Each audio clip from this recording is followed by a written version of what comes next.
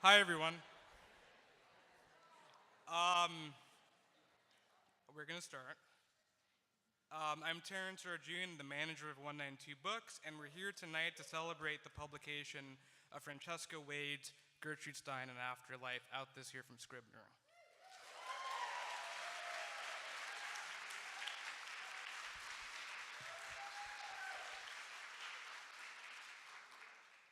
Gertrude Stein's salon at 27 Rue de Fleury in the 6th arrondissement of Paris is the stuff of literary legend.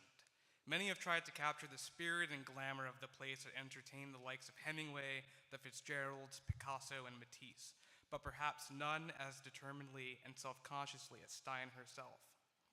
In the new biography of the author, collector, salonier, and tastemaker, Francesca Wade reanimates Stein's lives and afterlives. I'm going to skip the bios of the readers because we'd be here all night, but they're on the handouts that were handed out to you. Francesca Wade is the author of Square Haunting, 5 Women, Freedom in London Between the Wars, and Gertrude Stein and Afterlife. She has held fellowships at the Leon Levy Center for Biography, the Dorothy and Louis B. Coleman Center for Scholars and Writers at the NYPL, and the Harvard Radcliffe Institute. Her writing has appeared in the NYRB, the LRB, the Paris Review, Granta, and other places. We are lucky to be able to host this event at Paula Cooper Gallery, which from 1973 to 2000 hosted the annual Making of the Americans reading.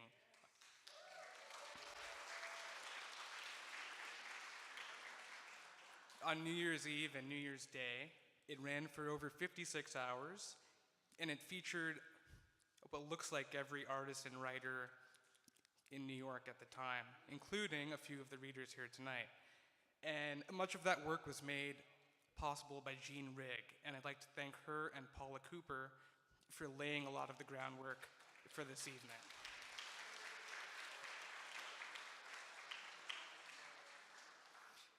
And thank you to Sophie Cal, whose show On the Hunt is up now, and who's happy to have the event in this space. This month, she's on the cover of the Brooklyn Rail and Cultured magazine, and her show at Paula Cooper is going to be up through October 18th. Her first U.S. retrospective was at the Walker Art Center last year, and is traveling to Orange County Museum of Art in January 2026.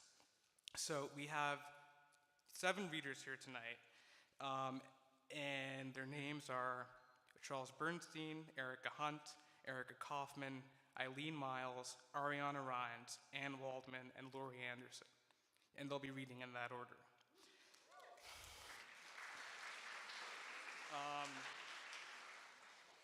And as a way of expressing my affection for all the readers, I chose a segment of Stein's Dr. Faustus Lights the Lights. Yes, they shine all the time. I know they shine, I see them shine, and I am here. I have no fear, but what shall I do? I am all through. I cannot bear to have no care. I like it bright, I do like it bright. All right, I like it bright. But is it white or is it bright? Dear, dear, I do care that nobody can share. And before I hand it over, our event is being live streamed on PCG Studio and will be archived after tomorrow. And Francesca Wade's book is available at the back for sale, along with a selection of works by the readers and by Stein. And last thing, we partnered with Dalkey Archive to offer you pre-orders of the new reissue of Making of the Americans. And that's going to be out on November 18th. But after the reading, go to the back, and Francesca will be there and sign books as well. Thank you, and I'll pass it on to Francesca.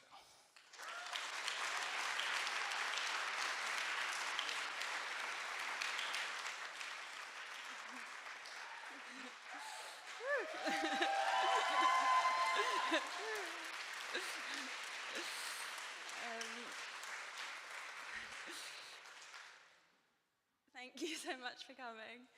I feel like I've been dreaming about this event for years, and I'm so excited we're all here. I want to thank Paula Cooper for having us here in this beautiful space, and Terence Arjun of 192 Books and all of the 192 Book staff for wrangling this idea into reality, and to Sophie Cowell, who was happy for us to gather among her work. I'm so excited to spend more time with her show. And as Terence said, it's especially meaningful to hold this event here because Paula Cooper Gallery has such a special place in Gertrude Stein's Afterlife.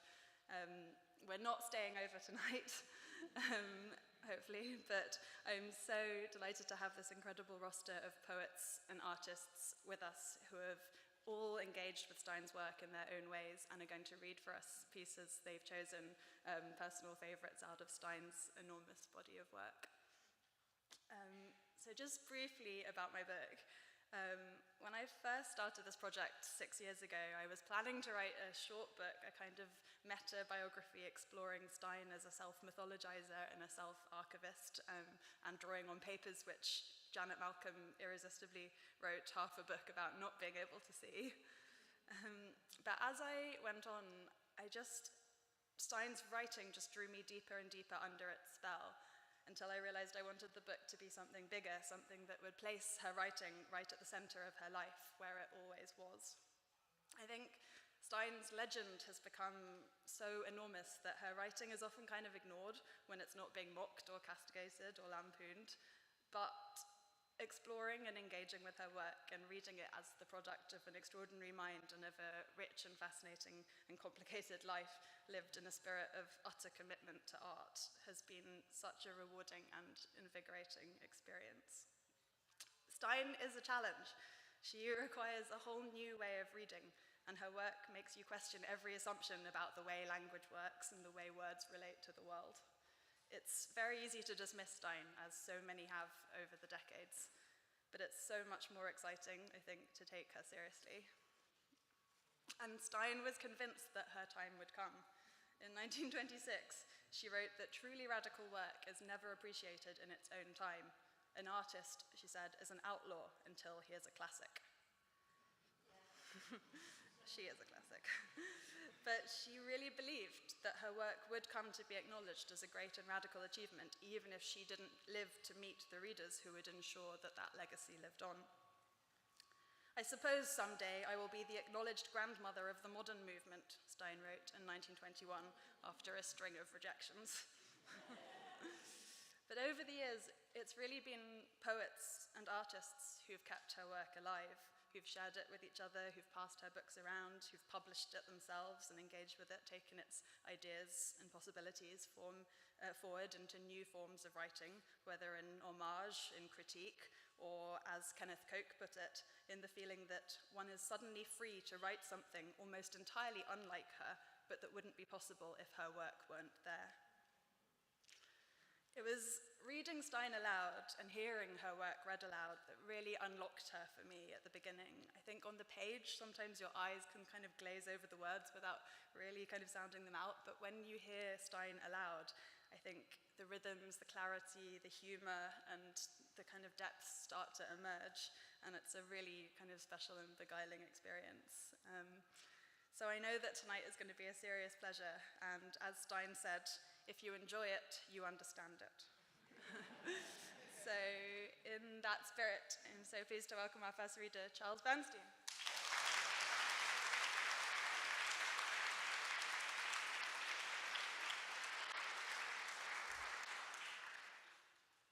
We cannot retrace our steps. Going forward is the same as going backward. Life is strife. I have been a martyr all my life, not to what was won, but to what was done. Do you know because I told you so? Or do you know? I have never asked anyone to forgive me. All my long life, all my life. Gertrude Stein died at 72, 4 years before I was born. And in that year, 1946, she finished her opera with Virgil Thompson, the mother of us all, about suffragist Susan B. Anthony, channeling her voice through Susan B's. In the intermission at the New York City Opera's production 25 years ago, I heard a man muttering, "What is Stein saying? What is she saying? I do not know what Stein is saying. I do not know what Susan B. is saying." This is what she is saying. This is what she says. This is what Gertrude Stein says. This is what Susan B. says. She says, "Yes, I was." "You mean you are?" "No," said Susan B. "No.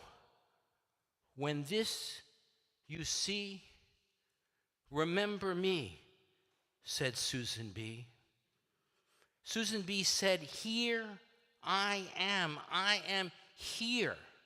I am here, ready to be here, ready to be where, ready to be here. It is my habit. I know, no, you like everyone and you, each one and you, they all do. They all listen to me. Utterly unnecessary to deny. Why deny? They themselves, will they deny that they listen to me? But let them deny it all the same. They do. They listen to me. All the men do. I speak as loudly as I can, said Susan B.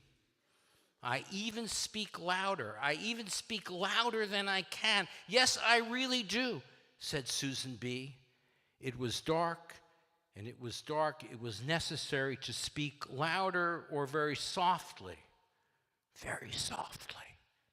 You know very well I do, said Susan B. Men are so conservative, so selfish, so boresome, said Susan B.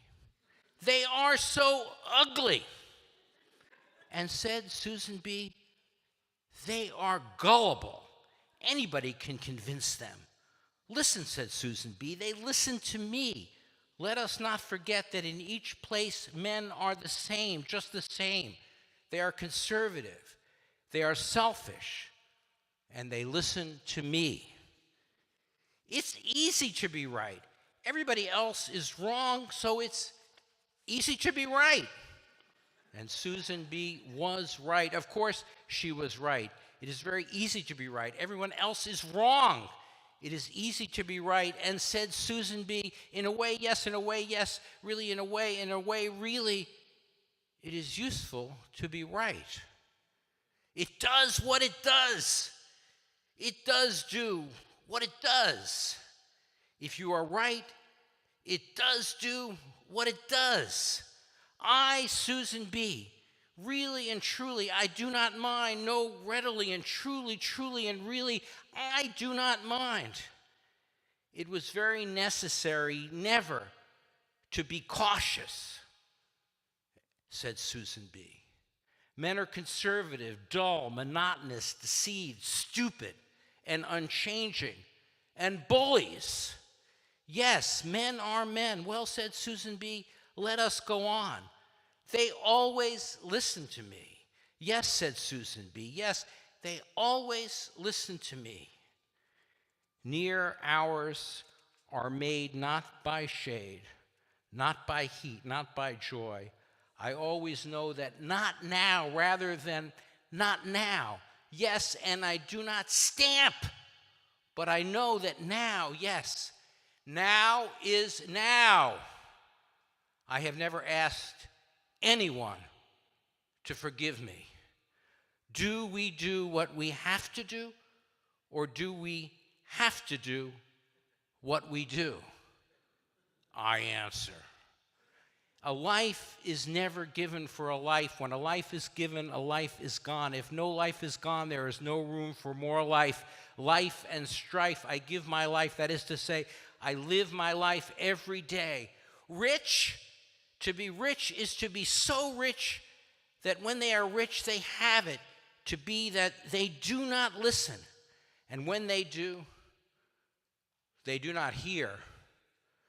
And to be poor is to be so poor they listen, and what they hear, well, what they do hear, they hear that they listen. They listen to hear. That is what it is to be poor. But I, Susan B., there is no wealth nor poverty. There is no wealth. What is wealth? There is no poverty. What is poverty? Has a pen ink? Has it? I know that we suffer, and we suffer. As we suffer, we grow strong. I know that we wait, and as we wait, we are bold. I know that we are beaten, and as we are beaten, we win. I know that men know that this is not so, but it is so. I know, yes, I know, says Daniel Webster. I who was once old am now young. I who was once weak am now strong. I who have left everyone behind am now overtaken. I undertake to overthrow your undertaking. Says Susan B., men cannot count. They do not know that 2 and 2 makes 4. If women do not tell them so, there is a devil creeps into men when their hands are strengthened. Men want to be half slave, half free. Women want to be all slave or all free. Therefore, men govern and women know. And yet, I am not married, said Susan B., and the reason why is that I have had to do what I have had to do. I have had to be what I have had to be. I could never be one of two. I could never be 2 in 1, as married couples do and can. I am but one and all one, and so I have never married to anyone. I love the sounds of these. 1 over 2, 2 under 1, 3 under 4, 4 under more. Yes, it is wonderful. As the result of my work, for the first time, the word male has been written into the Constitution of the United States concerning suffrage. But, says Susan B., yes, but what is man? What are men? What are they? I do not say that they haven't kind hearts. If I fall down in a faint, they will rush to pick me up. If my house is on fire, they will rush to put the fire out and help me. Yes, they have kind hearts, but they are afraid. They are afraid. They fear women. They fear each other. They fear their neighbor. They fear other countries. And then they hearten themselves in their fear by crowding together and following each other. And when they crowd together and follow each other, they are brutes, like animals who stampede. And so they have written in the name male in the United States Constitution, because they are afraid of black men, because they are afraid of women, because they are afraid. Men are afraid. And women? Women often have not any sense of danger. After all, a hen screams pitifully when she sees an eagle, but she is only afraid for her children. Men are afraid for themselves. That is the real difference between men and women. But Susan B., why do you not say these things out loud? Why not? Because if I did, they would not listen. They not alone would not listen. They would revenge themselves. Men have kind hearts when they are not afraid. But they are afraid, afraid, afraid. I say they are afraid, but if I were to tell them, their kindness would turn to hate. Yes, the Quakers are right.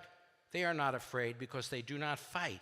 They do not fight. I fight, and I am not afraid. I fight, and I am not afraid.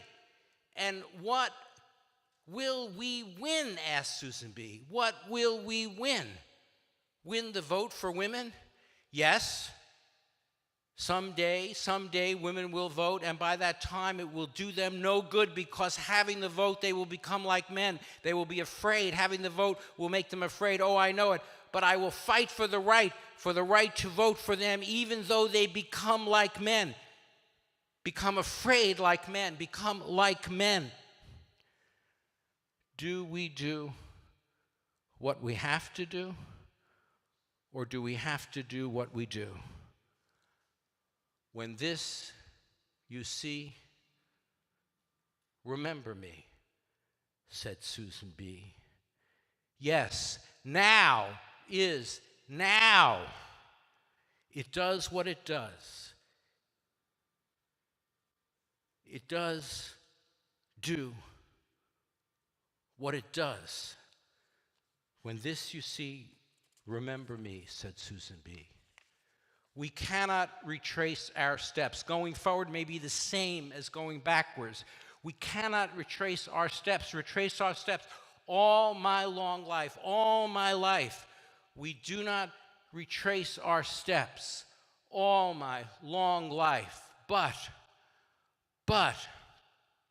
we do not retrace our steps. All my long life. And here we are here in marble and gold. Did I say gold? Yes, I said gold in marble and gold. And where is where?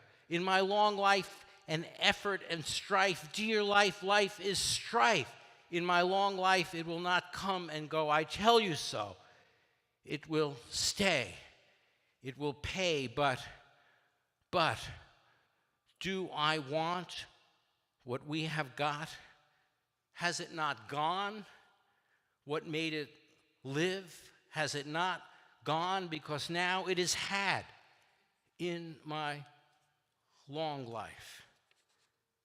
My long life. Life is strife.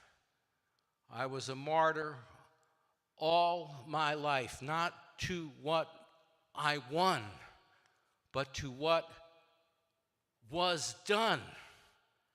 I have never asked anyone to forgive me. Do you know because I told you so? Or do you know? Do you know? My life, my long life.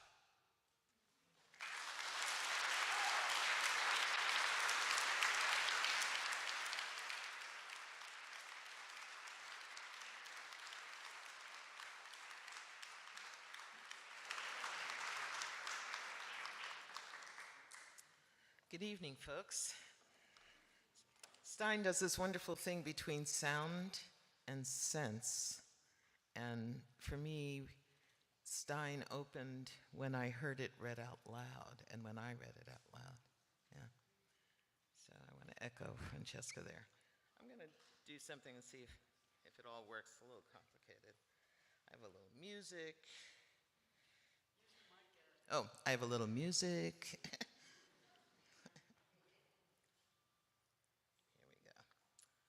I'm going to read, I'm dedicating this reading to my mother, who died this past summer at the age of 107. So, lived a long time.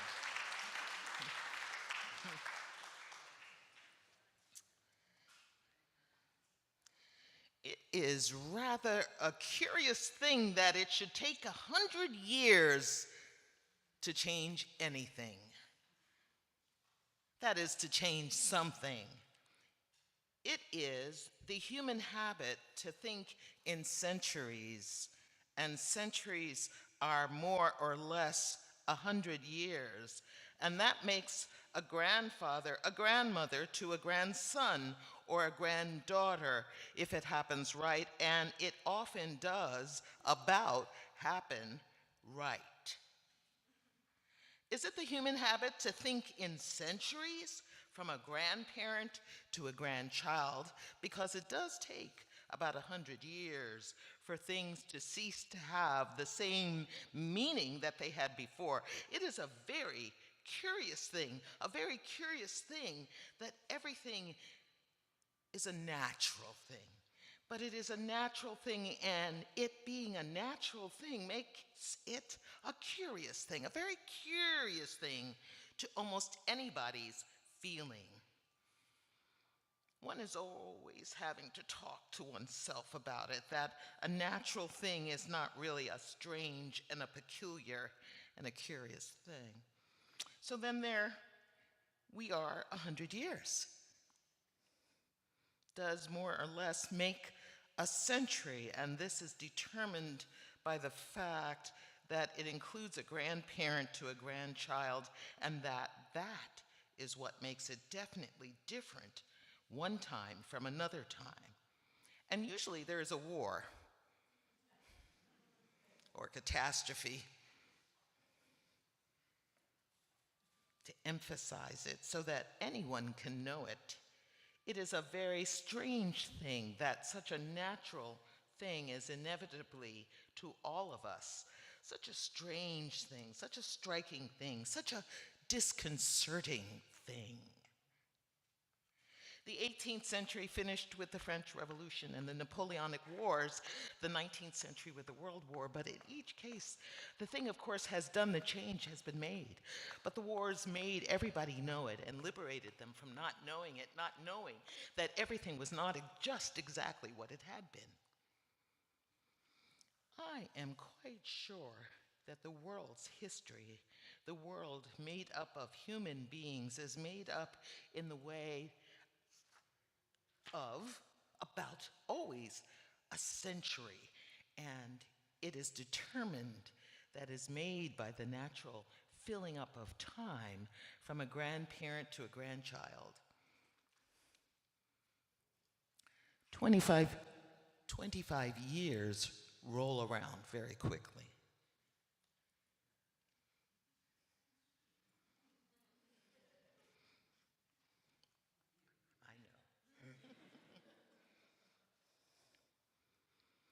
But 4 times 25 years makes a century.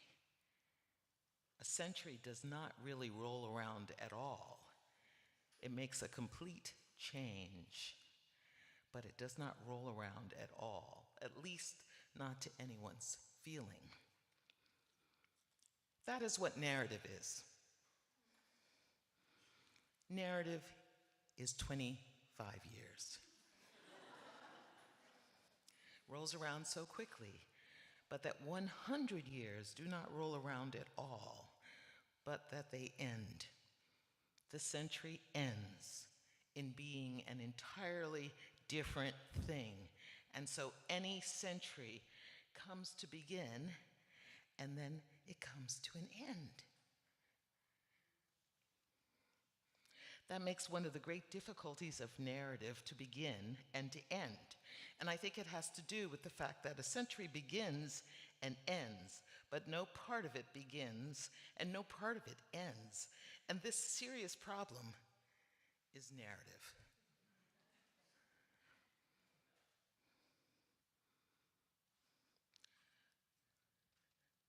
I will take up very much, this is a lecture, I will take up very much later, but now first to know what English literature is in connection with English life, and what American literature is in connection with their life and their lives. Because of course, most literature is narrative. That is, in one way or another, the telling of how anybody, how everybody does anything and everything. To begin with, then, with English literature, what is it? And American literature, what is it? But before going on in this matter, I've been thinking about the Civil War in America, which is going on right now. Yet again, interesting. I've been thinking that the Civil War in America was another case of about a century, 1760 to 1860, 1990 to about 2000. Again, made a grandfather to a granddaughter, a grandmother to a grandson. And so, as usual, everything changed, as it always has done. Very likely, it will do so again. Very likely, a century every so often will do what a century always has done. But to commence again with what English literature has done in telling everything, and what American literature has done in telling everything, and how, although they completely differ from one another, and they use the same language to tell everything that can be happening, it is naturally, very naturally, not at all the same thing. I've already written a lot about what the English people are and what their literature is and how it changed in every century. Not how the English people changed. The English people did not change. That is something that, again, we must remember as a contradiction that makes everything make sense. Once a nation has lived long enough anywhere to be that nation, and that commences very soon after they have come to live where they are, to live the character of that nation can naturally never be changing. When they asked me when I came back to America, "Do you find America changed?" I said, "No. Neither America nor Americans, after all." Could they change to? What would they change to? What, after all, could they change to? And when you ask that, of course, there is no answer. How could there be any answer? After all, how could they change? What could they change to? Different things happen, and at the end of more or less of a century, the different things that have happened makes everybody do all the different things that have happened very differently. But they, as a nation, although they do things differently. Do those different things differently in the way they, as that nation, always has been done them, always will do them. And therefore, any nation's literature is a homogeneous thing, although in every century, everything is different. A little bit from the beginning of Making of Americans.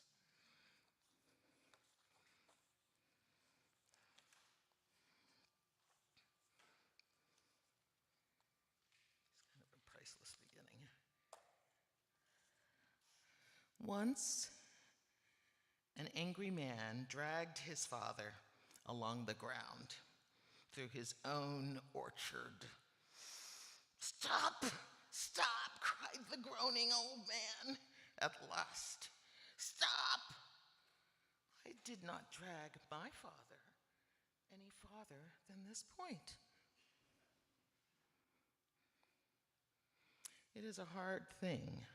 It is hard living down the tempers we are born with.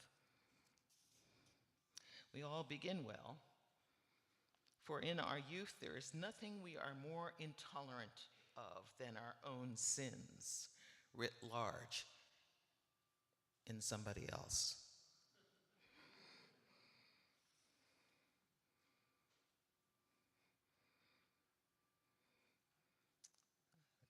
And we fight them fiercely in ourselves. But we grow old. We grow old and we see that those sins, our sins, are all are of all sins really harmless. Harmless. Right? Harmless ones to own. Nay, they give you charm. They give charm to any character. And so our struggle with them dies away.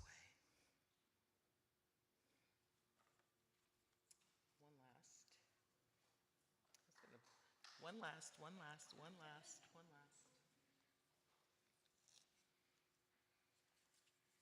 Also, from the very end,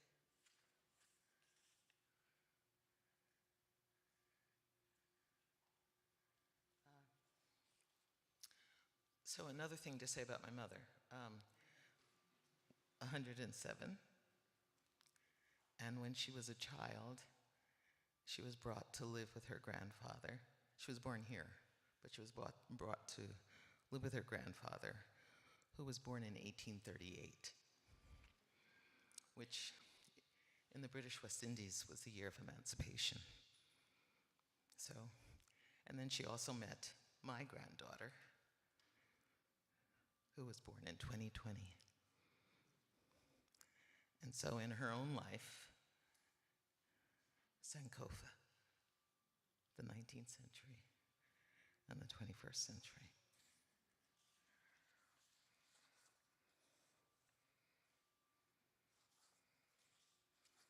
Trying to find the last lines of this Making of Americans. Any family living can be existing when not to be a dead one. Any family living can be existing when not everyone has come to be a dead one. Everyone in a family living has come to be dead ones. Some are remembering something of some such thing. Some being living, not having come to be dead ones, can be ones being in a family living.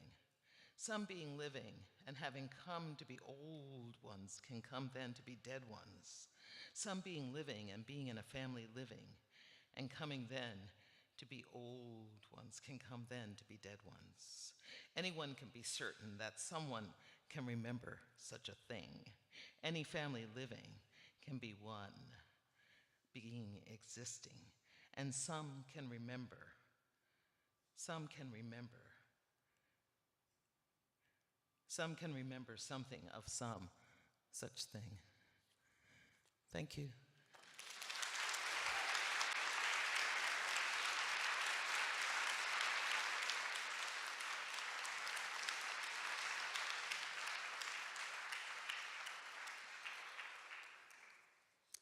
Thank you. It's an honor to be here. Congratulations to Francesca, and thank you to the Paula Cooper Gallery and to Terrence and everyone at 192 Books. I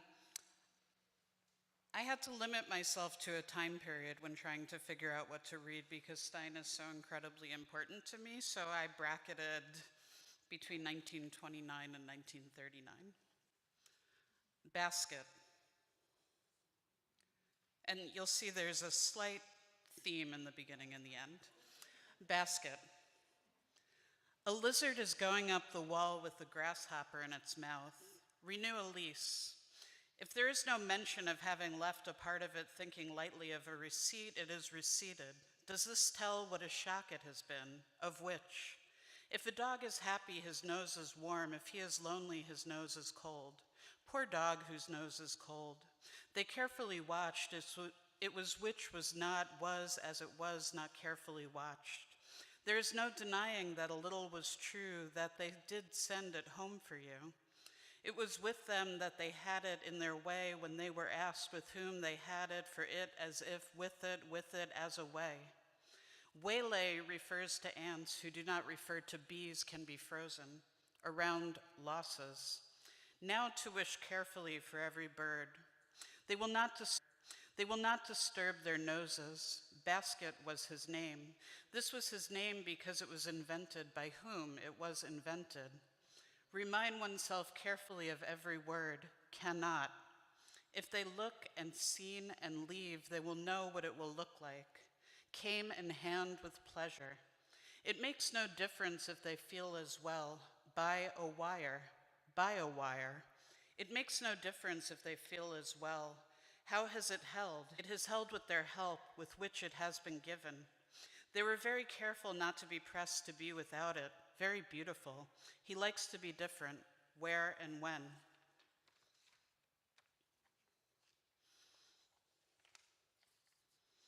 And this is the very beginning of history or messages from history. I have to do it, they have to do it, Lynn has to do it, she is awake to bake cake. Apart from a pie, what can she do? She cannot make a pie because she cooks a part of it separately, and this should not be done for a pie. The fruit in a pie should be cooked in a pie. The pleasure of coming here is why they speak as they do. In this time they will manage not any longer to stay long to buy sugar as they have surpassed them as to their roses. This is how hours point. We are no longer young in weather. It is very remarkable that we are very nearly perfect when we had been mostly troublesome. Now why? We do not know except that we were tired of meals and butter. Butter comes first. The scene opens with a storm followed by rain but no hail. There is expected to be a windstorm, but even so there would be a little coldish air, but not at present wind. They were quietly expectant, but a little irritable. In a night, it made no difference to it that it did not leave it. Which is it? Do you feel well? Does he feel well? He is a little pale. Perhaps he needs more food, perhaps he does. Then he will have it, if it is what is when he has need of it. She is very willing to prepare meals for him as well as for them, unless it is raining, in which case she is busy sewing.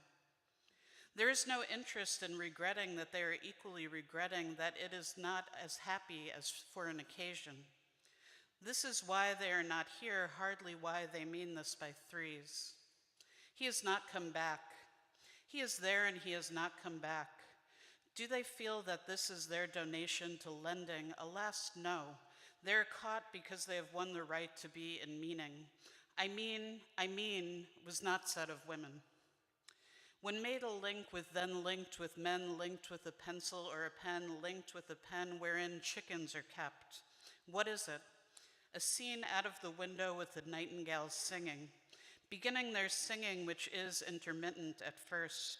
Nightingales means nothing to those who have not heard them, which many in America have not. She wants to read it. Lavender, begonias, heliotrope, pinks, roses, add pansies, although they are not there but near, give a great deal of pleasure in many ways. Will it be that they will think with me? They will think it with me. They will readily be with me. They need to have it be here with me. 5 make 44. We hope they will give us the house. The house. This house. Not their house, not his house, it is her house. But since she does not count, it is a house. She does not need it, it is not needed in place of usage. Usage is when they made it do very well for the use of it. It is very well that a little while they will have been happy to go.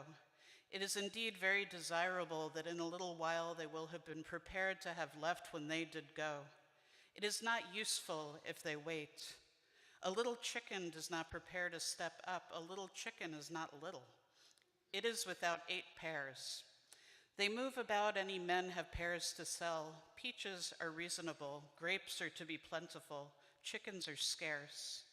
You never can tell by their mistaking who lives in the house. A house is attached to others by the time some have come. Beans are peas, placed so that they change with the weather. Nobody seeds which are washed away. They can be in and out of sight. The dog looks young. And I'll finish with a piece that is in progress called Stein's Dogs, a Composite Portrait. And I'm not going to say anything about it because I think you'll hear what is happening. Stein's Dogs, a Composite Portrait. Once upon a time, there was no dog. If there had been a dog, nobody wept. Some like gardening, some like dogs, a little monkey. Anybody listening to any dog's drinking will see a dog which you have never had before, has sighed. I am I because my little dog knows me, creatively speaking. The little dog knowing that you are you, and you're recognizing your little dog a masterpiece. There are very few of them the human mind can know. A dog can go to sleep standing and not know in some way. Any little dog says so. The dog does run, think how that sentence goes.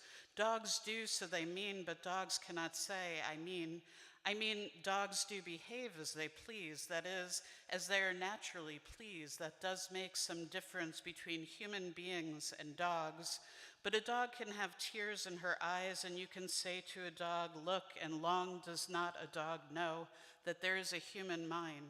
She knows that there is human nature. Remember about tears and age and memory. When they hear dogs bark, when a dog barks in her sleep, the dog who is asleep and feels like barking, she barks. Any dog can get excited. It has undoubtedly to do with politics, has something to do with everything, like loving any woman, or even a little or a big dog. Being a relation is one thing. Dogs play whether they want to or not with each other. I say two dogs, but say a dog and a dog. Dogs smell like dogs, and dog that does what it does what human nature does. I am I because my little dog knows me, and so the dog roams around. She knows the one, she knows the dog listens. And is human nature not at all interesting, even if the little dog is a big one? And does a little dog making a noise make the same noise as a bird? The dog answers without asking because the dog is the answer to anything. How finely that is said. Dogs like knowing what they know. Any dog has identity. Thank you.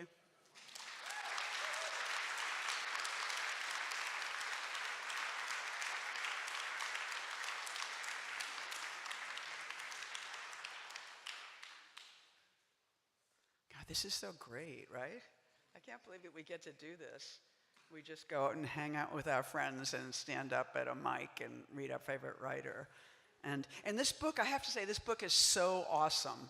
I could not stop reading it. I love Gertrude Stein, but it's really the Gertrude Stein book I always wanted to read.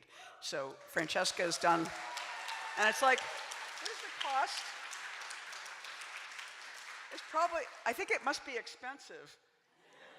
But I just think so, like, team up with your three friends, right, and buy it collectively and pass it around and let it all get sexy and dirty, you know, because it really deserves that.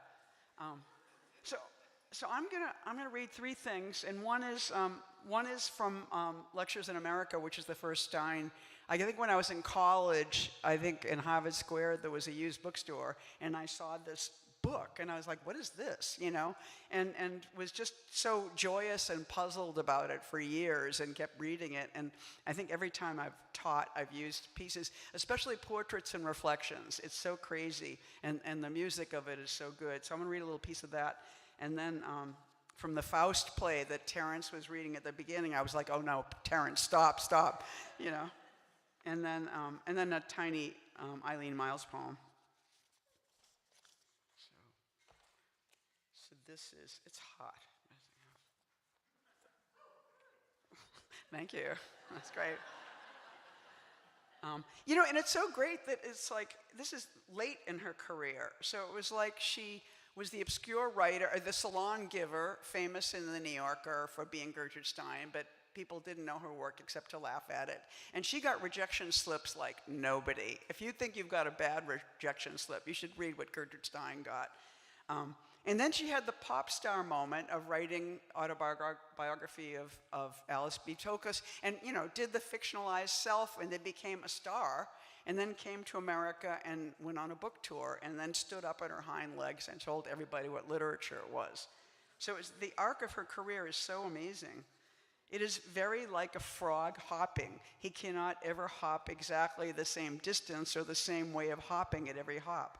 A bird singing is perhaps the nearest thing to repetition, but if you listen, they too vary their insistence. That is the human expression saying, the same thing and insisting, and we all insist, varying the emphasizing. I remember very well first beginning to be conscious of this thing. I became conscious of these things, I suppose anybody does, when they really first know that stars are worlds and that everything is moving. That is the first conscious feeling of necessary repetition, and it comes to one and it is very disconcerting. Then the second thing is when you first realize the history of various civilizations that have been on this earth, that too makes one realize repetition and at the same time the difference of insistence. Each civilization insisted in its own way before it went away. It's like, whoa, are we ever there?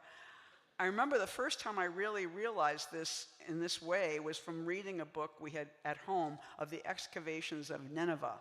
But these emotions, although they tell one so much and one really never forgets them, after all, are not in one's daily living. They are like the books of Jules Verne, terribly real, terribly near, but still not here. When I first really, also, I feel like all of us have written sentences that we couldn't have ever written if it wasn't for Gertrude Stein. It's so crazy that we're all so embedded in this. And one never forgets them, after all, are not in one's daily living. Oh, I already read that part.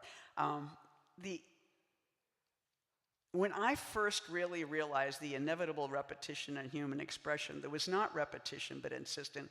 When I first began to be really conscious of it was when, at about 17 years of age, I left the more or less internal and solitary and concentrated life I led in California and came to Baltimore and lived with a lot of my relations, and principally with a whole group of very lively little aunts who had to know anything.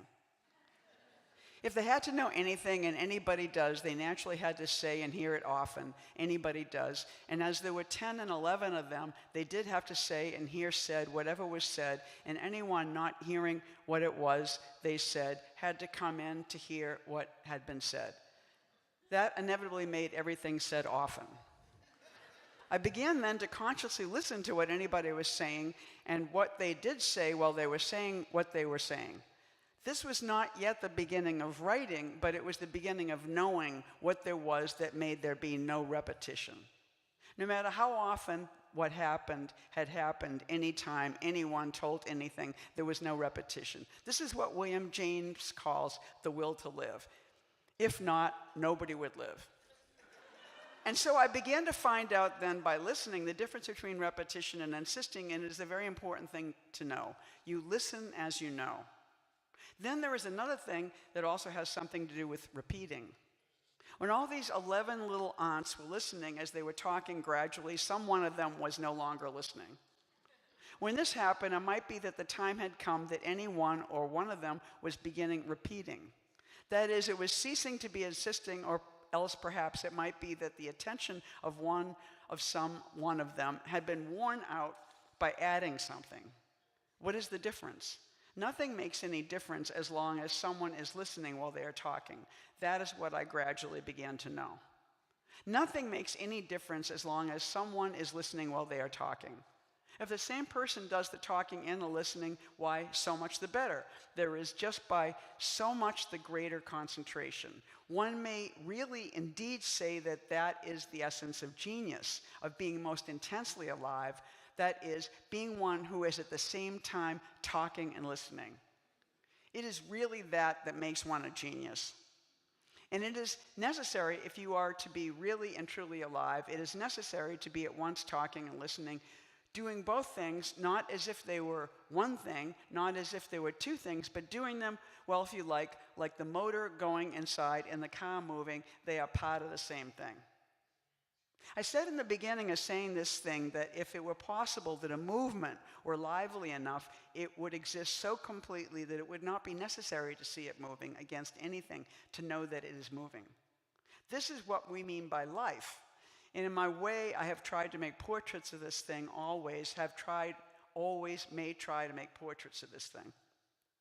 If this existence is actually existing, there can be no repetition. There is only repetition when there are descriptions being given of these things, not when the things themselves are actually existing, and this is therefore how my portrait writing began. So we have now a movement lively enough to be a thing in itself moving. It does not have to move against anything to know that it is moving. It does not need that there are generations existing.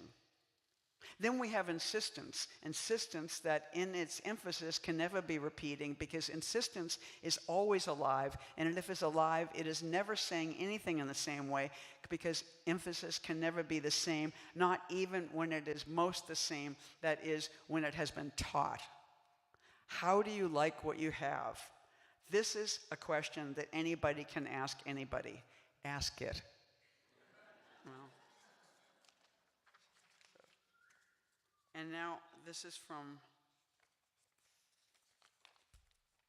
the Faustus play, which she wrote. She wrote this in 1939, so it was just like during the war, which is very interesting. So I'm just going to jump. You'll get it instantly, as we always get it. Mephisto coming nearer and trying to pat his arm. Yes, dear Dr. Faustus. Yes, of course, you have a soul. Of course you have. Do not believe them when they say the devil lies. You know the devil never lies. He deceives. Oh, yes, he deceives, but that is not lying. No, dear, please, dear Dr. Faustus, do not say the devil lies. Dr. Faustus, who cares if you lie, if you steal? There is no snake to grind under one's heel. There is no hope, there is no death, there is no life, there is no breath. There is just every day, all day, and when there is no day, there is no day. And anyway, of what use is a devil unless he goes away? Go away, old devil, go away.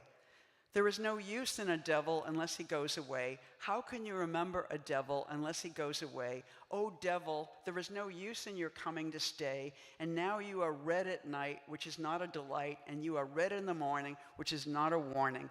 Go away, devil, go away, or stay. After all, what can a devil say? Mephisto. A devil can smile. A devil can while away whatever there is to give away. And now, are you not proud, Dr. Faustus? Yes, you are. You know you are the only one who knows what you know, and it is I, the devil, who tells you so. Faustus. You fool, you devil, how can you know? How can you tell me so? If I am the only one who can know what I know, then no devil can know what I know, and no devil can tell me so. And I could know without any soul to sell, without there being anything in hell. What I know, I know. I know how I do what I do when I see the way through, and always any day I will see another day, and you, old devil, you know very well, you never see any other way than just the way to hell. You know only one way.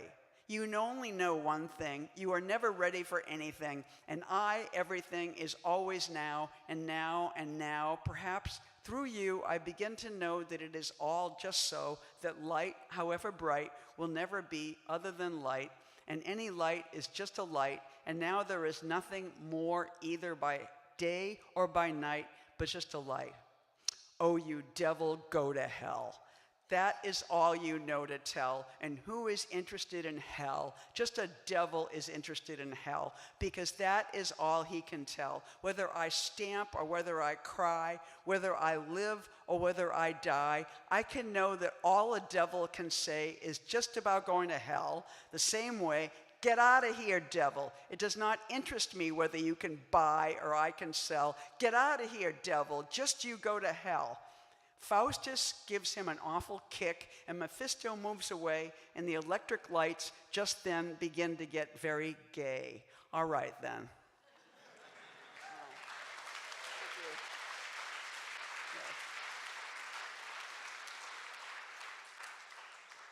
And this is a teeny little Eileen poem. When I go like that, it means cross out, because there were words I kept writing that I didn't mean to write. It's called Poet. Israel started bombing Gaza again.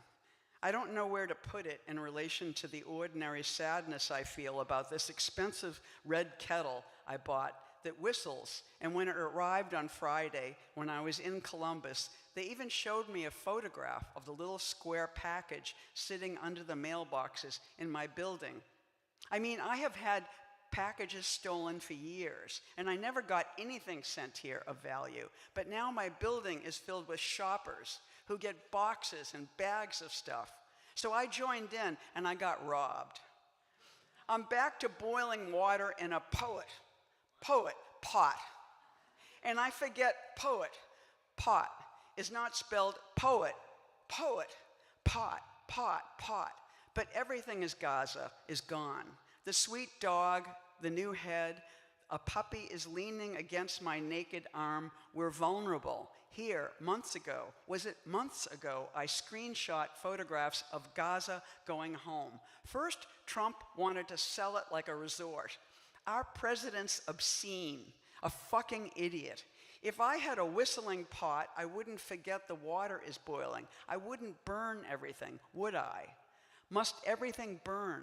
If Gaza burns, must everything burn? Don't they know? Do I know? Our president is obscene. I sip my tea. Poet, pot.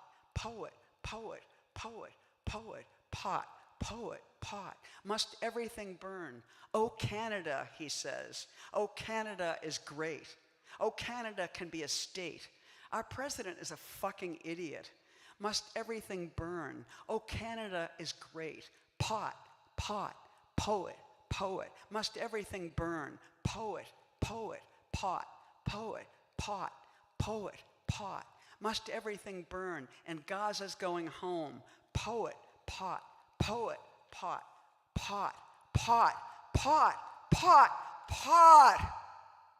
you.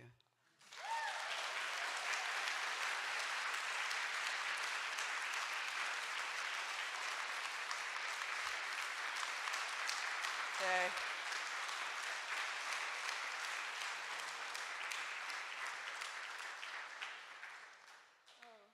Hi, everybody. I'm a little shaky. This is a very emotional experience. I broke a tooth yesterday, and a poet thing is also to be superstitious about your mouth.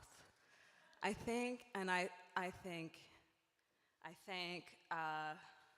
don't know how I'm going to say the little things that I wanted to say, but I wanted to shout out Triple Canopy in the 2000 teens, who hosted a kind of continuation of the marathons that happened here at Paula Cooper.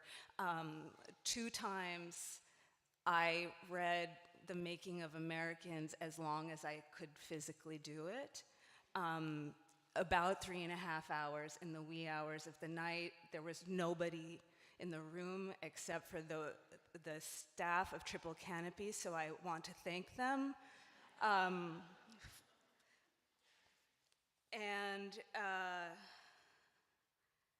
And I want to thank Eileen for that poem, for your poem.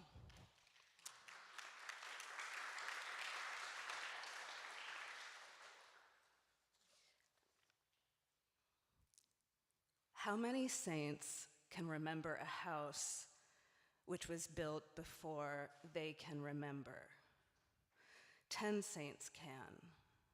How many saints can be, and land be, and sand be, and on a high plateau there is no sand, there is snow, and there is made to be so, and very much can be what there is to see when there is a wind to have it dry, and be what they can understand to undertake, to let it be, to send it, well as much as none to be behind.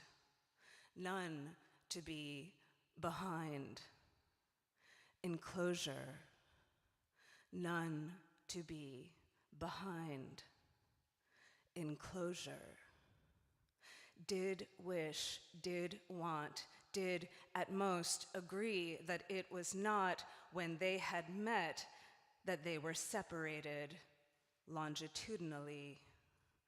While it escapes, it adds to it, just as it did when it has and does with it, in that to intend to intensity and sound. Is there a difference between a sound, a hiss, a kiss, as well? Could they grow and tell it so if it was left to be, to go, to see, to saw, to build, to place, to come, to rest, to hand, to beam, to couple, to name, to rectify, to do? Saint Ignatius, Saint Settlement, Saint Paul says, Saint Anselmo made it be not only obligatory, but very much as they did in little patches. Saint Teresa and Saint Teresa and Saint Teresa says, and Saint Teresa might be very much as she would if she very much as she would if she were to be wary. They might be that much, that far, that, with that, widen, never having seen and press. It was a land in one when altitude by this to be endowed. Might it be in claim? Saint Teresa and conversation in one. Saint Teresa in conversation and one. Ah, Saint Teresa in, and one and in and one. Saint Teresa left in complete. Saint Teresa and better bowed. Saint Teresa did she and leave bright. Snow in snow, sun in sun, one in one, out. A scene and withers, scene 3 and scene 2. How can a sister see Saint Teresa suitably? Pear trees, cherry blossoms, pink blossoms, and late apples, and surrounded by Spain and lane.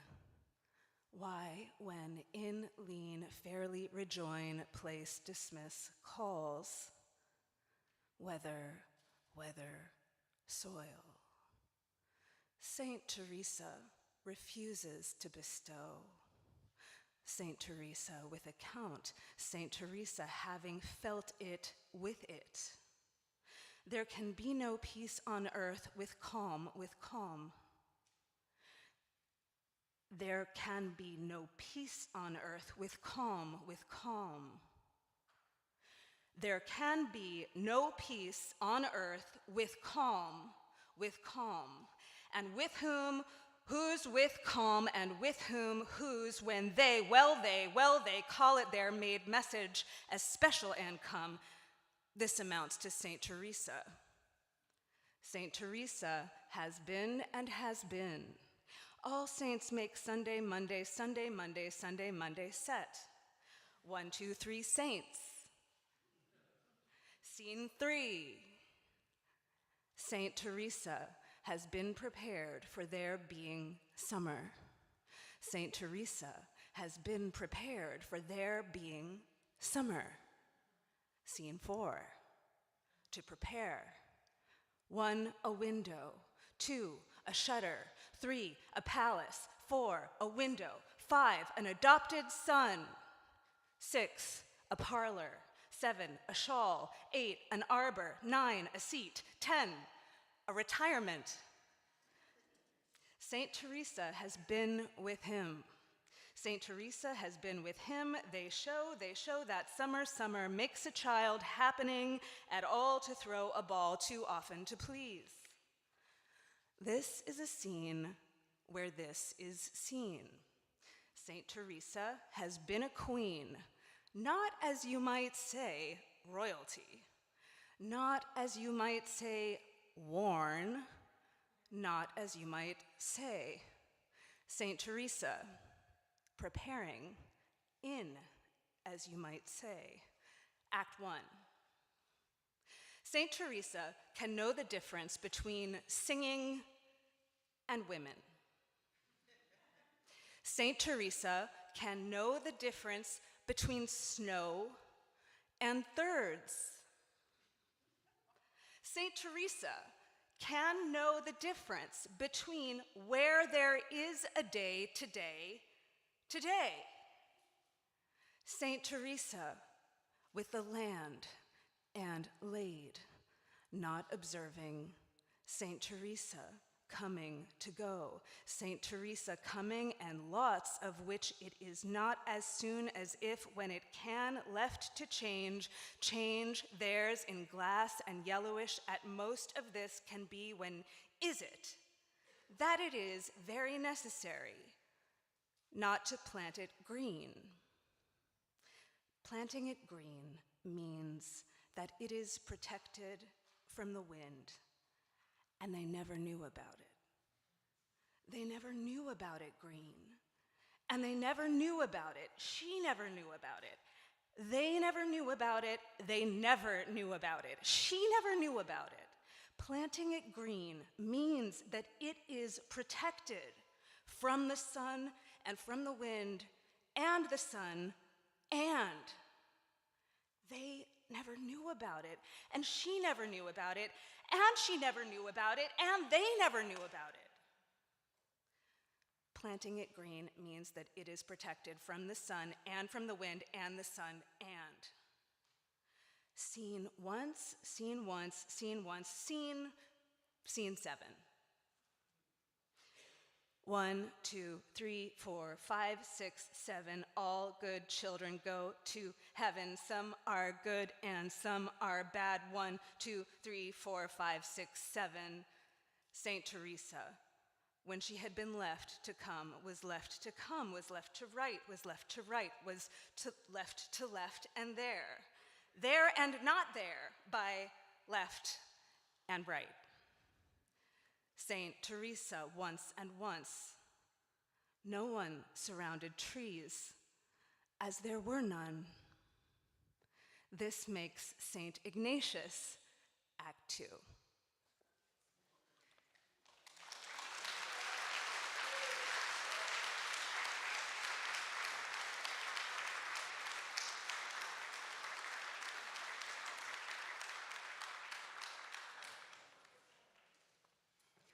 So wonderful. So wonderful. And I wanted to recommend, I think Steve Watson might be here, but there's a wonderful on YouTube, 4 Saints in 3 Acts from the original production. Some of you, a lot of us have seen it, but it's very special. And you can go home later.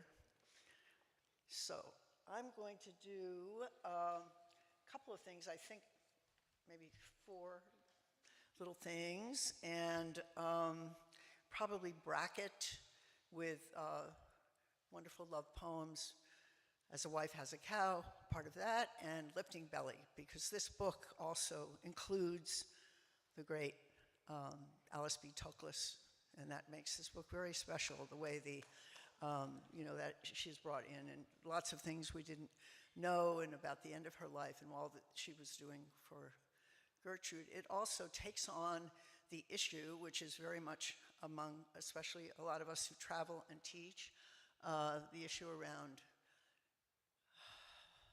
cancel culture. And I just, I tell everyone, there is no way around Gertrude Stein. If you're serious about writing, there's no way, and Pound is in there this way, but, it just has been weird when you go to a conference and, why is this not there? Why is this not there? Not this, not there. So I did want to begin, though, with some notes. When we founded the Jack Kerouac School of Disembodied Poetics, she was one of the first things in terms of the pedagogy of that school. So we had something called the Stein Players. We did a great version of If You Had 3 Husbands, and I wish we had a full video of that, but there's some great pictures and costumes and sets were done by Jane Dalrymple Hollow. And there was a sense also with all of us young writers that she was just among us. And my mother had a book of hers on the shelf. It was just a given. And I went to a college where she was called Silly, so that was an interesting challenge to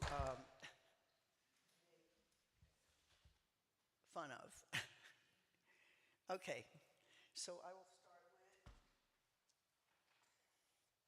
only so many books to carry. I'll start with As a Wife, just part of that. As a Wife Has a Cow, a love story. Nearly all of it to be, as a wife has a cow, a love story. All of it to be, as a wife has a cow. All of it to be, as a wife has a cow, a love story. As to be all of it, as to be a wife, as a wife has a cow, a love story. All of it as to be all of it as a wife.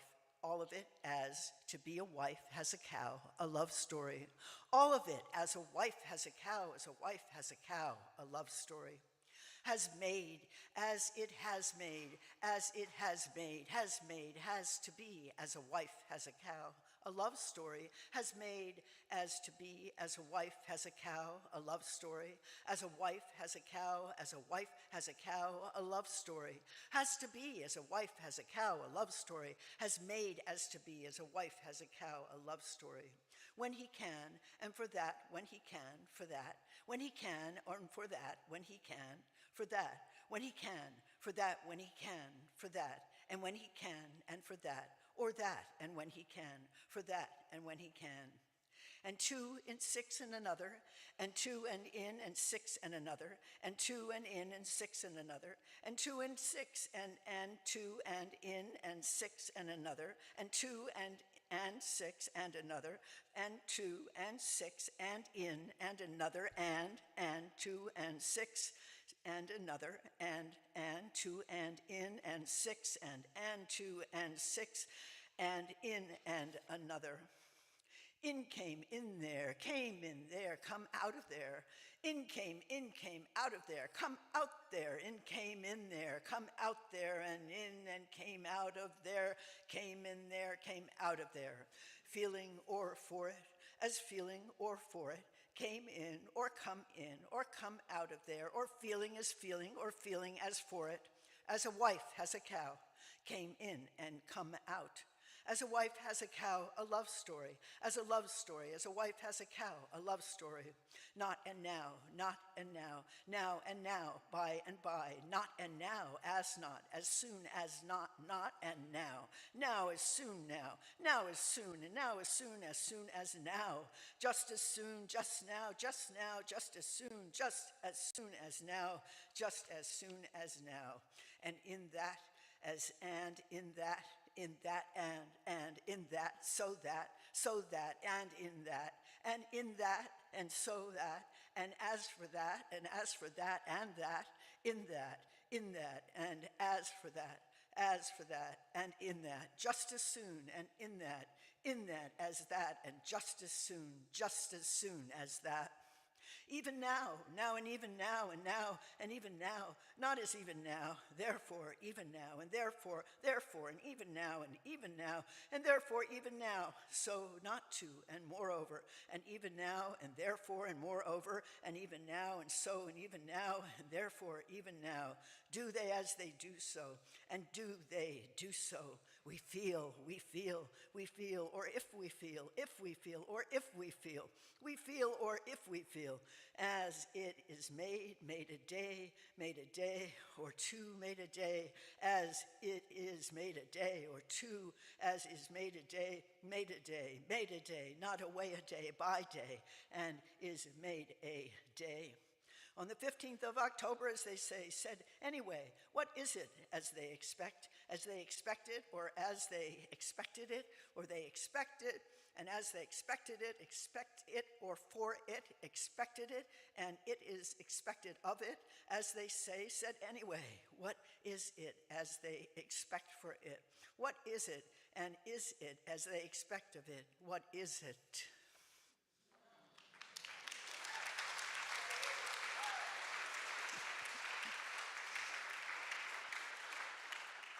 So this was from a class, and we called it Mind Gertrude Stein, as in minding the store.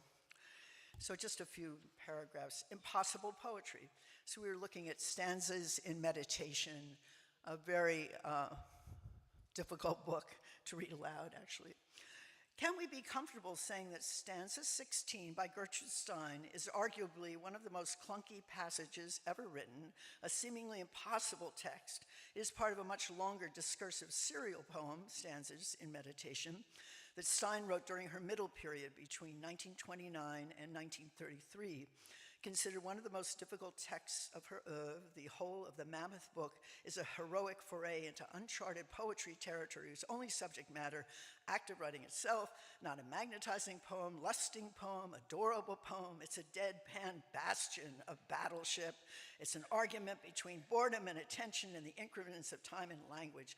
It is a wild experiment begging patience. It seemed composed by a willful child or someone with a highly charged creative and insouciant sensibility, challenging as it obscures, yet something in stanzas invites readers in, not simply to make sense of it, but actually to stop making sense of it. Oddly, this thrust feels generative. One looks to a stripped-down vocabulary of abstract prepositions, pronouns out from their moorings, and especially to the ubiquitous they, repeated 25 times in this stanza. Who are they, and does it matter? They has entered the lexicon now in a new way. It is a great pleasure to introduce they as a new identity and see through the lens of gender fluidity. What matters to me is the emphasis of this poem off meaning and onto language, grammar, and modest connective words that might be obstinate and willful. As such, it suggests a new way of reading. So anyway, I go on about this class, trying to teach it. My eyes could not take in the flatness, dullness almost of language on the page, and I had to hear it, the floating pronouns to give them their proper due. I wasn't reading this lengthy, nearly 200-page serial poem aloud to make sense, rather reading aloud for the class, for the tonal logic, which had an eccentric dance. And so, and we talk about the readings of Making of Americans in this room and at St. Mark's and other places. We were talking about, so we underlined, then we were repeating words and selected stanzas, scoring it, hoping to create a kind of color-coded score, waiting for a breakthrough, but then suddenly it didn't matter. So there was a great pleasure. So this particular stanza, focused here, 16, opens with 10 dull, nondescript, monosyllabic words. 2 uses of the word will. There's a focus. And out of that spins a typical Steinian rhyme, play, still, until. The word will is repeated 10 times and recalls Shakespeare's wordplay around his own name. Will in the sonnets, that was the exercise. And I suggested reading sonnet CXXX5 aloud, then reading stanza 16, listening for a resemblance. So then it goes on and on, but I'll read the poem now. Urgency, she may make a hero of her own cause for writing, more of a friendship there. She was helpful in her needs. She's nevertheless a sacred monster, especially here and in stanzas. Could I think, will they think that they will, or may they be standing as seated still, for which they will leave it, make it be still, that they will reach for it, which they will, until they should be said to be planned, for which they will, not which they need not plan, not more than will. It is an estimate of ferocity, which they would not know, not with surprise, nor from wish, that they would come at all, may they be mentioned, for which they cannot be only lost, for what they will may be, they may come in, for which they will not, but very likely, but they cannot be from here, from which they will, for they may be with that kind, that is what is, when they can like it as they do, but which they cannot be for them, all made as they are not without it, often left to them to come to arrange this, more than they can at most. It was not that they liked it, it is very kind of them to like it. So we play with that, and I treated them as sonnets. So then something from a piece of mine kind of inspired, and it includes sort of tributes to, sort of dedicated to DePrima and Carolee Schneeman and Kathy Acker and others, Emma Goldman. And I always have Emma Goldman in my mind when I think of Stein for some reason. And also this time span, I remember, was it J. Edgar Hoover was, investigating on the one end, Emma Goldman, and likely could be, anyway, went all the way through to John Lennon, so that, I won't go into that. But it was a memoriam written for Kathy Acker. And it opens with some lines by Lisa Robertson. Sometimes I want a corset, like to harden me or garnish. I think of this stricture, rain, language building as a corset, an outer ideal mold. I feel the ideal molding me. The ideal is now my surface, just so very perfect. I know where to buy it, and I take it off. I take it off. And this is called Mix Up the Cry of Desire. I'm a corset wrecker. Why is it, Kathy Acker, you're Emma Goldman, end of dream? I confess you are a wonderful anarchist.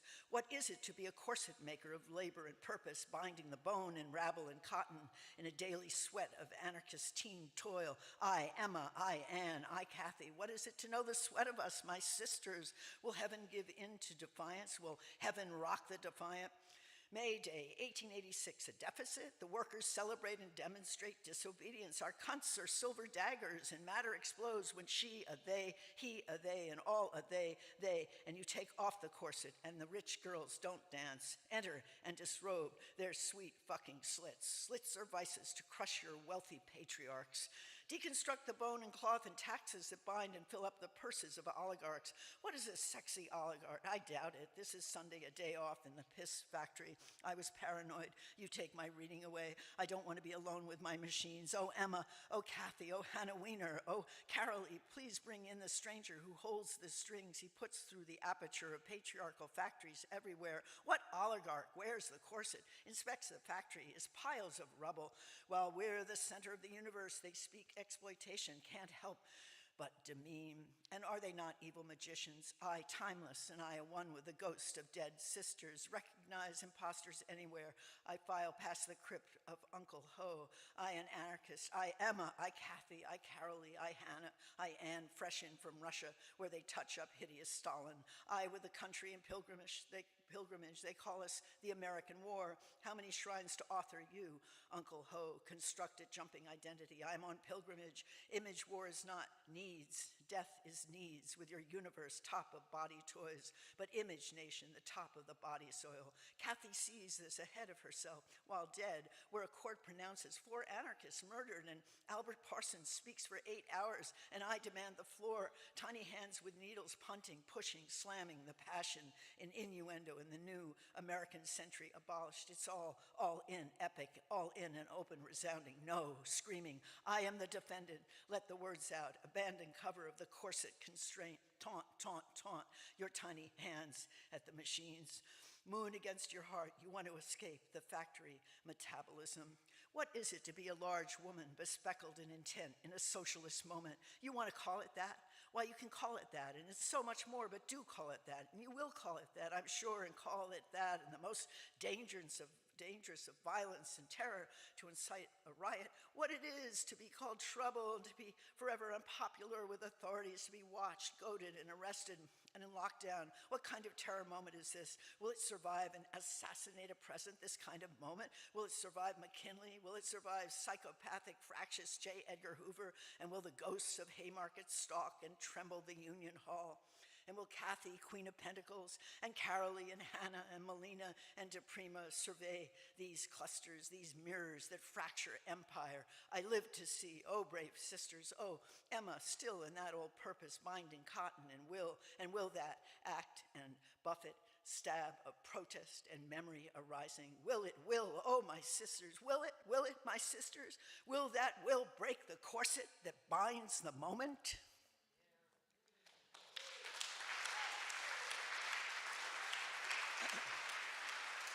I'll just close with some of Lifting Belly. This is 15 to 17. Part 1. I have been heavy and had much selecting. I saw a star which was low, it was so low. It twinkled, breath was in it. Little pieces are stupid. I want to tell about fire. Fire is that which we have when we have olive. Olive is a wood.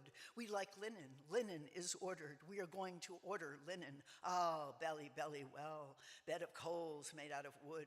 I think this May one be an expression. We can understand heating and burning composition, heating with wood. Sometimes we readily decide upon wind. We decide that there will be stars and perhaps thunder and perhaps rain and perhaps no moon. Sometimes we decide that there will be a storm and rain. Sometimes we look at the boats. When we read about a boat, we know that it has been sunk, not by waves, but by sails. Anyone knows that rowing is dangerous. Be all right, be careful, be angry, say what you think. Believe in their being the same kind of a dog. Jerk him away. Answer that you do not care to think so. We quarreled with him. We quarreled with him then. Do not forget that I showed you the road. Do not forget that I showed you the road. We will forget it because he does not oblige himself to thank me. Ask him to thank me. The next time that he came, we offered him something to read. There is a great difference of opinion as to whether cooking in oil is or is not healthful. I don't pardon him. I find him objectionable. What is it when it's upset? It isn't in the room, moonlight and darkness, sleep and not sleep.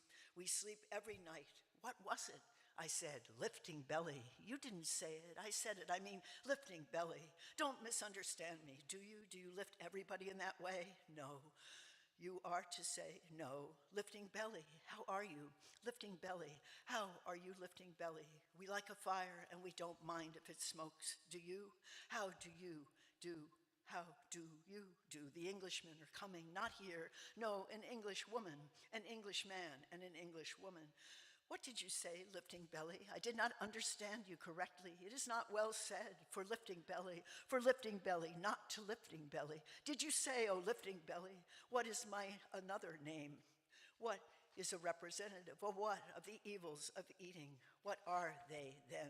They are sweet and figs. Do not send them. Yes, we will. It will be very easy. Part 2. Lifting belly, are you lifting? Oh dear, I said I was tender, fierce and tender. Do it. What a splendid example of carelessness. It gives me a great deal of pleasure to say yes. Why do I always smile? I don't know. It pleases me. You are easily pleased. I am very pleased.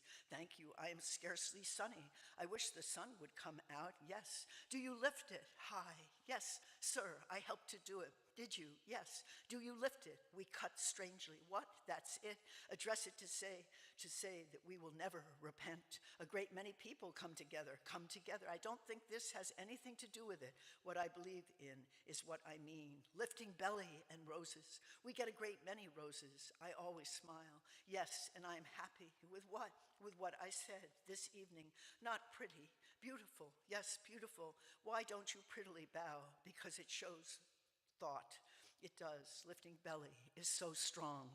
A great many things are weaknesses. You are pleased to say so. I say because I am so well pleased. With what? With what I said. There are a great many weaknesses. Lifting belly. That was it, I said. I can add that. It's not an excuse. I do not like bites. How lift it? Not so high. What a question. I do not understand about ducks. Do not you? I don't mean to close. No, of course not. Dear me, lifting belly. Dear me, lifting belly. Oh yes, all right. Sing. Do you hear? Yes, I hear. Lifting belly is amiss. It is not the way I see. Lifting belly is all right. It is a name. Yes, it's a name. We were right. So you weren't pleased. I say that we are pleased. It is a great way to go. No, not to go, but to lift. Not light. Paint. No, not paint. All the time we are very happy.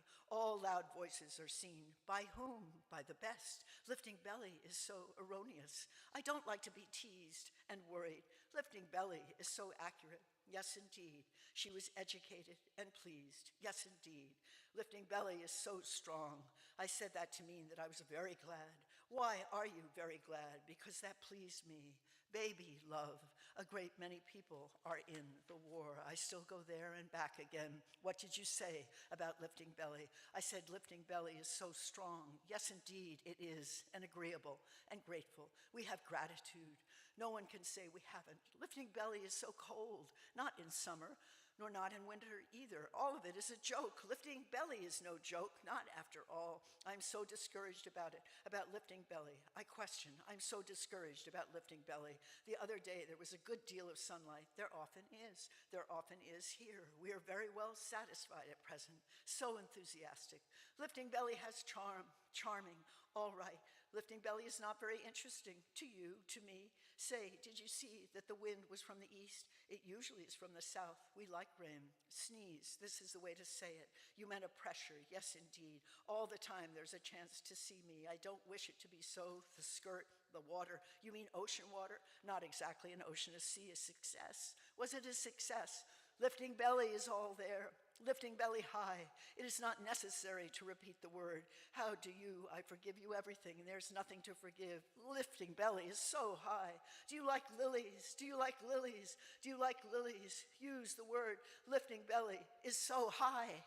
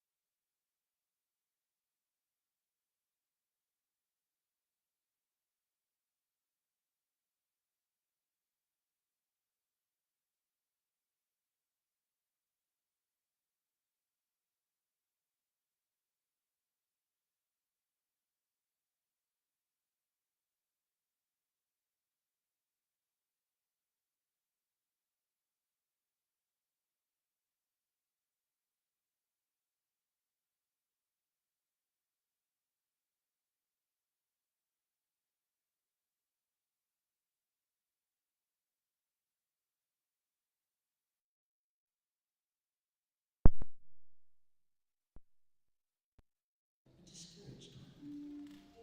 I'm going on describing men and women. I know one. He's of the resisting kind. And men and women, and he's completely an instrument because he's so completely that in a sense he has no volition. But to very many knowing him, he is almost a crazy one in living out ideas. Yes.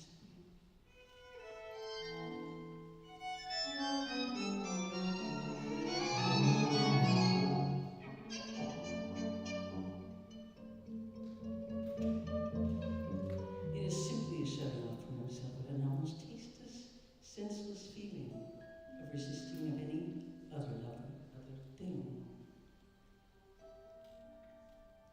It is not choice in him of something in volition and certainty. It's the act of choosing. This one, as I am saying, and I know very many who know him, this one, as I am saying, is to very many an obstinate, exaggerated, self-directing, completely self-directing one. I know this one very well in his living.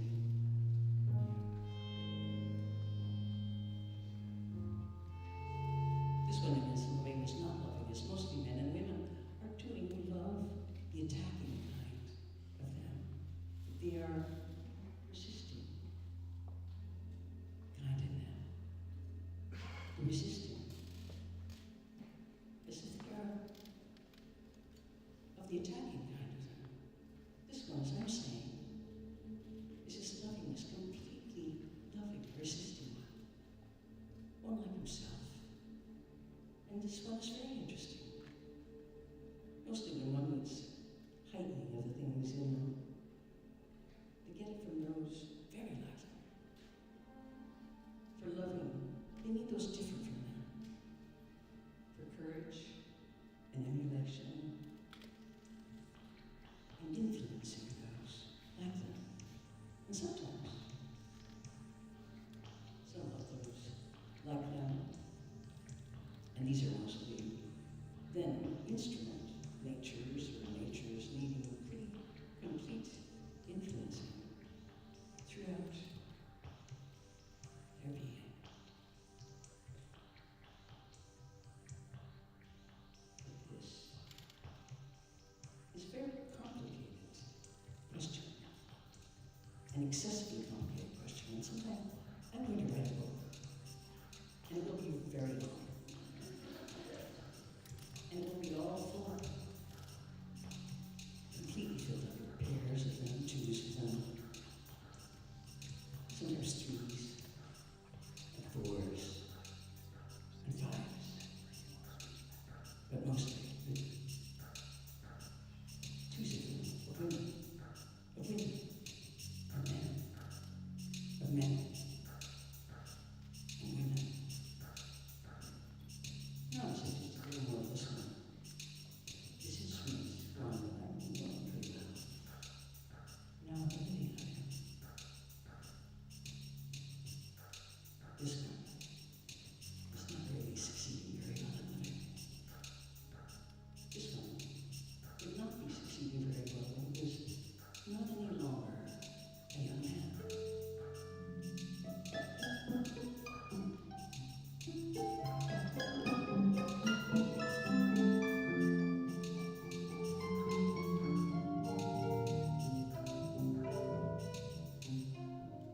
When he was an older one, and he had not any longer youthful beauty, feeling, and vibration in him. And then, too, he would come to have fixed ideas in him. It would be a natural thing for him. And then perhaps later he would come to be a crazy one, or just one that was failing and living. Some like him not so completely vibrating, having some volition in them, might be successful in living, and some like him, having a dulled vibration in them,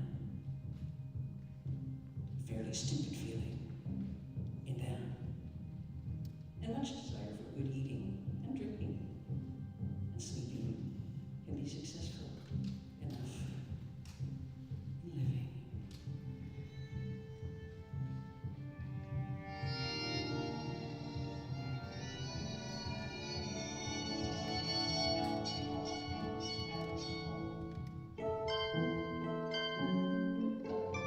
I know some of such a them.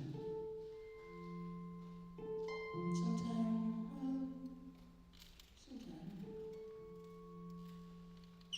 Really, truly, sometime. There will be a description, a complete description of everyone.